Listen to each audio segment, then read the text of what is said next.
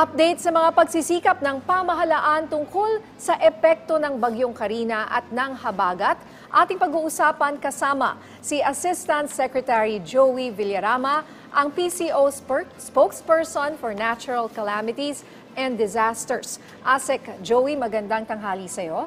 Magandang tanghali, Nina. Magandang tanghali, ASEC Weng. Good afternoon and welcome sa Bagong Pilipinas ngayon. Welcome back to all of us. No? Yes, Parang, yes, na-miss natin ang isa't isa. At eto naman, malaki ang balita agad.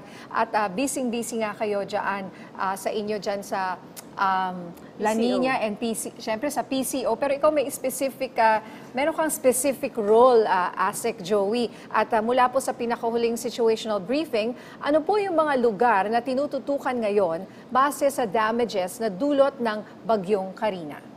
Actually, Nina, mula dun sa information na nabanggit sa or na-brief sa Pangulo kahapon, pati yung kanina, same regions pa rin. So Region 3, ang NCR, pati ang Calabarzon. So tinututukan pa rin ang mga lugar na ito at specifically yung mga hard-to-reach areas o yung inaccessible areas. Kanina nabanggit mo sa news item na binasa mo kanina na ang gusto talaga ng Pangulo, he emphasized or he re-emphasized yung directive niya na kailangan i-assess yung particular situation sa mga apektadong lugar para malaman yung particular need. So, bakit ganun? Kasi hindi, as he mentioned, na binanggit niya rin nung panahon ng El Nino, na he's not a fan of the shotgun approach. So, kailangan tailored specifically to the needs of the people. So, kunyari, nasira ang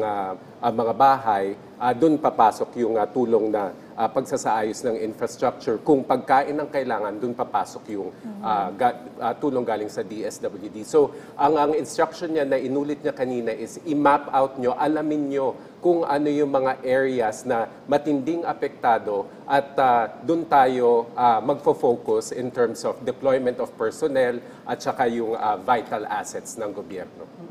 So, base naman sa report ng DSWD, ilang pamilya o individual ngayon ang apektado nitong bagyo at habagat? At ano po yung lalawigan na kabilang sa sinalanta ng masamang panahon? Very fluid ito, ASEC Weng. No? So, kanina binanggit ni Secretary Gatchalian na nasa, in terms of the food packs they're delivering, meron siyang binigay na figure. Pero dun sa data na galing din sa NDRRMC, nasa 189,000 plus families, which translates to about 910,000 individuals. So sa regions 3, as I mentioned, 4A, pero kasama din yung Mimaropa 4B, NCR, pati yung Cordillera Autonomous Region. So marami pong naapektuhan na kailangan talaga ng kaakibat na tulong. Kaya ito talaga yung minamadali ngayon na nabigyan tayo ng kumbaga ng relief or respite dahil sumikat na ang araw today. Yun na nga, buti na lang nung gumising tayo kanina, no? Maganda yung sikat ng araw at Konti, maliwanag. sumilip siya. Pero meron pa rin pag-ulan sa mga ilang areas, but not like yesterday. Ano? So mula po sa bilang na sinabi mo, almost 1 million individuals, ano? Ilan po yung mga nasa evacuation centers ngayon? At ilan yung mga nilikas? Kumusta yung response team ng DSWD rin ngayon sa pamamagitan ng pamamahagi nila ng food packs? So sa ulat ng DILG kanina, si Secretary Abalos, dun sa kanyang presentation, ay merong na-activate na 702 na evacuation center. So, mostly dun din sa mga rehiyon na nabanggit ko. So, mga 36,000 families ang nasa evacuation centers ngayon. So, that's about close to 150,000 individuals. Kaya nga nabanggit ko kanina yung sinabi ni Sec Gatchalian ng DSWD na nakaantabay na ready for delivery yung 360,000 plus food packs. Kasi nabanggit ng Pangulo kahapon sa unang briefing sa kanya sa NDRRMC kahapon na meron talaga tayong mga kababayan na hindi pa nakakakain, hindi pa nakakainom ng tubig. Yun ang gusto niyang unahin. At the same time, kailangan syempre matuloy na yung relief efforts, rehabilitation efforts dahil nga medyo nabigyan na tayo ng respite from the strong and heavy rains. So Asek, yung bilang na yan, ilan naman daw yung casualty batay dun sa record ng NDRRMC at saka yung sinasabi mo yung mga hindi pa nakakain, hindi pa nakakainom, yung hindi pa naaabot ng tulong. Meron pa bang hinahanap din sa ngayon ng mga nawawala? Opo, yun talaga yung, kaya nga doon po sa directive ni Pangulo Asik Weng, kailangan talaga matukoy at ma-map out yung mga hard-to-reach areas o yung mga inaccessible areas o yung mga hindi naabot ng tulong. Kasi may binanggit ang OCD na merong natanggap sila na more than 150 calls for rescue. So, wala akong information ngayon kung ilan yung natugunan talaga doon. For all we know, doon sa mga hindi naaabot dahil whether nasira yung mga lansangan o walang lines of communication, hindi natin alam kung ilan pa talaga yung nangangailangan ng tulong o baka nasa bubungan pa ng kanilang bahay or some other place other than their house. So, casualties, very fluid din yung figure na yan, Asek Weng Ninya, kasi ang OCD ang collate ng information kasi kailangan po verified and validated. Pero we understand ang mga LGUs pag nai-interview po ang mga mayor, magsasabi sila, may nabanggit sa akin overnight. For example, may panayam kanina sa Caloocan na meron daw 4 na buntis na namatay. Pero hindi alam kung yung pregnant women ang namatay o kaya yung kanilang dinadala. So, very fluid yung figure. Pero yung figure kanina sa NDRRMC is 13, I believe. 13 dead, 2 missing, and then 2 injured. Pero given the extent of the damage we are seeing, at saka yung buhos talaga ng ulan kahapon, posible pa itong tumaas at malalaman natin yan as the data comes in. Etong mga sinabi mong figures, let's say 13 dead and meron pang missing, saan to concentrated?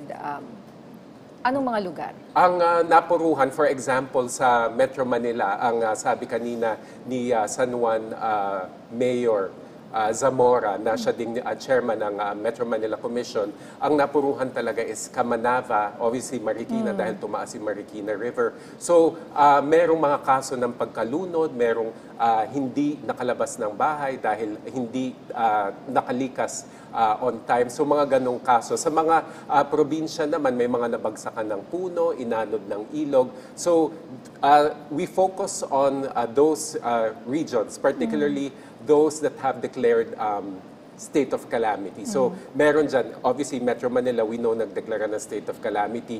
Merong mga bayan sa Region 3 at I understand sa Calabarzon meron na rin. Balikan ko lang sandali yung sinabi mo na marami kayong natanggap na calls, no? Yung 150 calls na nagpapa-rescue. Actually, marami rin natanggap yung mga media rin kahapon. No. Whether you're a reporter, nag-a-anchor ka sa news, marami kami natanggap. So, ang worry ko lang, ang iniisip ko, tama ka, no? Hindi pa talaga natin alam yung full extent ng damage and tragedy that's caused by this recent typhoon and habagat nga.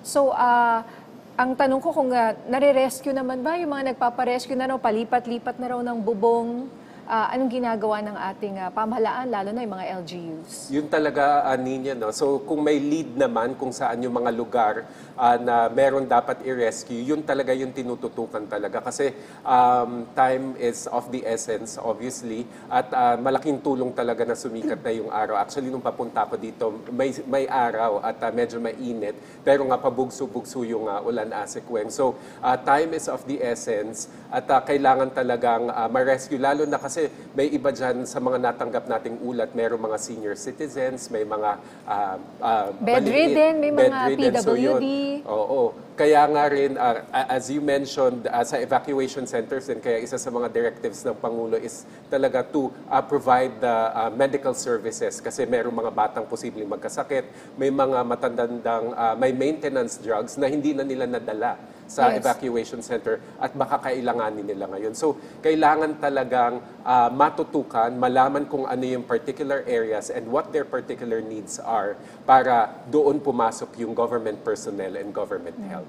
So last na lang, bago siya. Asik Weng, ilang lugar na po sa bansa ang isinailalim sa state of calamity? So, Metro Manila kasama, basahin na lang natin ito. Sa Region 4A, kasama yung Batangas at Cavite. Sa Region 3, officially, I say officially kasi hindi pa natatanggap yung sanggunian resolution nila, Bulacan at saka Bataan. Ang meron ako. Pero I understand Region 3, nag-usap po ang mga gobernador ng iba pang probinsya, 7, and then 2 of the highly urbanized cities in the region. May possibility po, inaantay po natin talaga yung declaration na yung Region 3 ay magdeklara po ng state of calamity. Meron din pong isa sa Oriental Mindoro. So ilan lahat yan? The data is still coming in. What I have here is the entire Metro Manila, isa po sa Region 4B, dalawa sa Region 4A, at dalawa sa Region 3. So mga as I said, 6 pala. towards the end of the day, ma-update po yung figure na yan. Bakit po mahalaga yung pagdeklara ng state of calamity? Again, kasi baka sabihin declaration lang yun, what for? So dun po ma-access yung much needed calamity fund. Oo. So bukod dyan sa mga tao, sa mga nasira dito, yung mga kailangan i-rescue dito sa Metro Manila or sa mga karating probinsya, yung sektor naman ng agrikultura, hingi kami ng update kung gaano kalawak naman yung nasira. The last we have on record, Asikweng, was 9.70 million. Pero those are in regions 4B, 6, 9, and 10. Pero alam naman natin na mahalaga ang role ng Region 3. Kasi nandyan yung Pampanga, nandyan yung Nueva Ecija, nandyan po yung, kumbaga, kaban ng bigas, yung pinagkukunan natin ng bigas. So, we haven't received the specific reports yet. And I would like to believe madadagdagan pa itong figure na ito. But hopefully, hindi naman ito makakos ng kumbaga nick sa ating supply. We will wait for the official data coming from the Department of Agriculture following their assessment. Okay, ano naman po yung naging direktiba ni Pangulong Marcos Jr. sa DPWH tungkol dito sa mga kalsadang nasira o di madaanan at sa mga kalyeng may mga gumuho ang lupa? Actually, kanina sa report ni Secretary Bonoan, isa na lang ang road na impassable. So, baka by now, na-clear na yon sa Baguio. Pero ang directive ng Pangulo talaga is, kasi kahapon po dun sa report or dun sa briefing kahapon, may identified the 90 plus roads na inaccessible whether because of floods or may damage. So kung ang ni-report kanina ng DPWH ay isa na lang, well and good. Pero there's always that risk na may pagguho pa rin kasi soil can only take so much water, di ba? Na super saturate na yung ating lupa, so may possibility na mag-landslide pa rin sa mga lugar na prone to landslides. Ang direktiba ng Pangulo, sa lalong madaling panahon, once it's safe to do so, to do the clearing operations, syempre kasi kailangan din isaalang-alang yung kaligtasan ng ating government personnel na magki-clear, i-clear na kasi kung hindi pa cleared yung isang road, ibig sabihin merong hindi naaabot na komunidad na kailangan ng tulong. Okay, Asik Joey, hingin na rin kami ng update sa assistance ng pamahalaan sa mga apektadong lugar at mga kababayan natin sa Visayas at Mindanao. Ano yung mga tulong na natanggap mula sa pamahalaan ngayon? Opo, nung na-feel natin talaga yung hagupit ng habagat at wala pa yung paghila ni Karina sa Southwest Monsoon, mostly ang naaapektuhan ay yung nasa Visayas at Mindanao. So, meron ng about 32 million pesos in various aid and assistance na binigay sa iba't ibang rehiyon gaya ng Caraga, Region 10, Regions 6 and 7, pati Region 12. So nadadagdagan pa yan tulong, galing po yan sa iba't ibang government units, DSWD, galing po sa local disaster risk reduction management units nila at iba't ibang opisina. Pero kasi as we know, sinasabi ng Pangulo kanina, he wants the situation in the entire Philippines kasi practically dahil nga nahugot ni Karina itong habagat kahit papaano may epekto sa buong Pilipinas yung matinding pag-ulan. Ito bang nangyari na aftermath nitong habagat at ni Karina, is this something na parang nagulat tayo or we were reminded by Ondoy Yes. again. So, siguro ay nakita naman namin na kumikilos lahat. Yesterday, lahat po ay nag-meeting agad. Nakita natin, napanood. We're trying our best. Pero sa tingin mo po ba, ito nga extent ng damage at yung mga humihingi ng saklolo and everything, something that, were we prepared for this? There will always be blind spots, Ninya Asikweng. Kasi ang isang major or big factor dyan is the amount of rainfall talaga.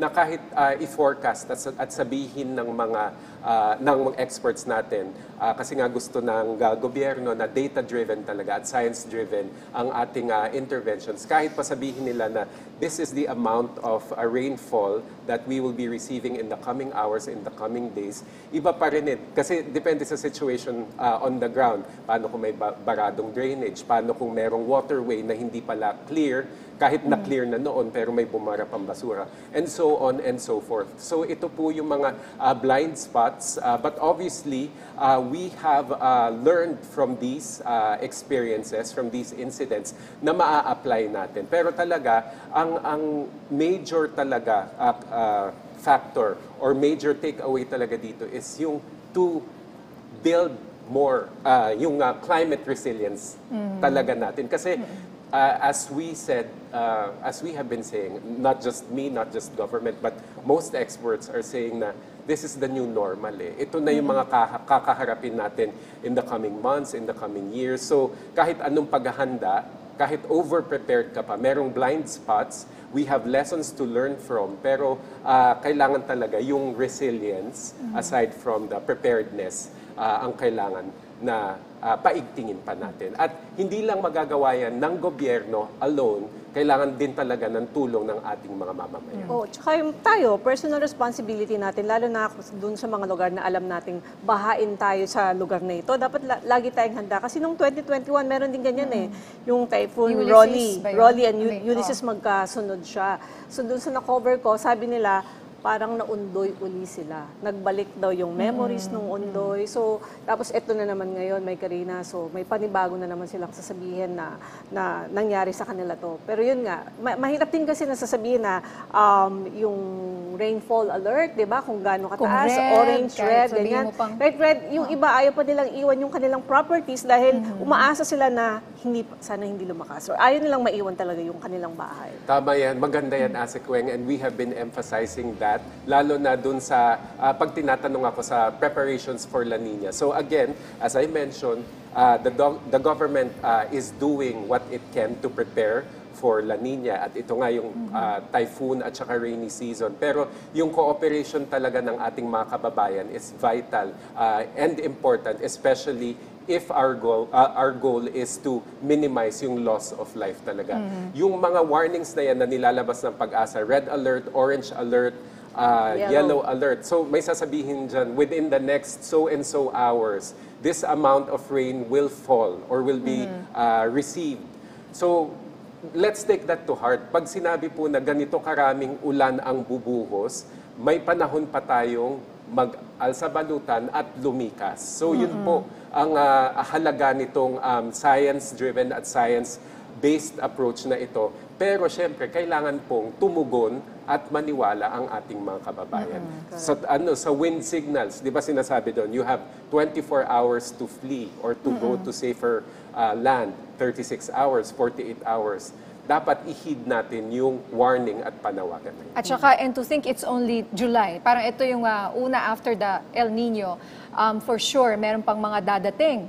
Let's just expect the worst and hope for the best kasi it's only July, August, September. Di ba pag ini-interview ko yung Pag-asa, may August pa, may September pa. Meron pa pong mga parating na bagyo na Ondoy, aasahan. September, di ba? Yes, meron pang December actually. So, yun nga po. Well, as of now, papakita lang po natin muna itong live feed ng ocular inspection po ni Pangulong Marcos Jr. Diyan po sa Valenzuela City. Ayan. So, ang baha ay hanggang... Medyo mataas din medyo kasi... parang hanggang tuhod Ayan, or may hanggang talampakan. binte, hanggang tuhod. Ayan. Grabe yung Valenzuela. Ang daming nag-message rin sa atin kahapon na nagpaparescue dyan. Actually, may areas din talaga na bahain. Na, nung nagko-cover pa ako, mayroon hanggang Bewang dyan. Yun yung Valenzuela, tsaka Obando, Bulacan na boundary. So, Correction lang, ito pong video na to pala ay hindi po sa Valenzuela, kundi nasa Navotas po ang Navotas Pangulo na. ngayon. Oo, so, Ayan. well, Navotas, Valenzuela yan mga yan, the Caloocan, usual. Malabon, yan, Oo. yan. Yung sinabi mo kanina, Kamanaba. Yes, yan yung nabanggit kanina ni MMC Chair Francis Zamora, si Mayor Zamora, na ang napuruhan talaga is Kamanaba, Marikina, at syempre, we felt it in Quezon City sa Barangay Santo Domingo, dun sa Tatalon. Yun yung mga natatanggap natin na requests for rescue talaga. Yung may mga creeks, may mga waterways, yung the usual places na kung nagbabaha noon, dun din tayo nakakatanggap. Hanggang ngayon. No? Si Diyan kasi Presidente sa, mismo to, na nandyan at gusto niyang tingnan, personal na tingnan yung sitwasyon. Parang matagal na ako hindi nakakita ng ganitong talagang bumaba doon at tiningnan with his own eyes talaga Actually, yung sitwasyon. At the start of today's briefing, this morning's briefing, yun nga yung sinasabi ng Pangulo na we need to be very detailed about our reports. Yung nagamit niya yung word na granular, so very detailed, kasi gusto niyang malaman kung ano yung particular situation na nararanasan ng mga kababayan natin doon. At pag makita natin yun, as I kept emphasizing kanina, na ma-tailor fit natin yung tulong na maibibigay doon sa komunidad at sa mga kababayan nating naroon. Maganda yan kasi talagang case-to-case basis yan at talagang tailor fit nga para sa ating mga kababayan. Well, maraming salamat sa inyong oras. Alam ko, very busy ka. Napansin ko lang nag-iba, spokesperson for natural calamities and disasters na ngayon.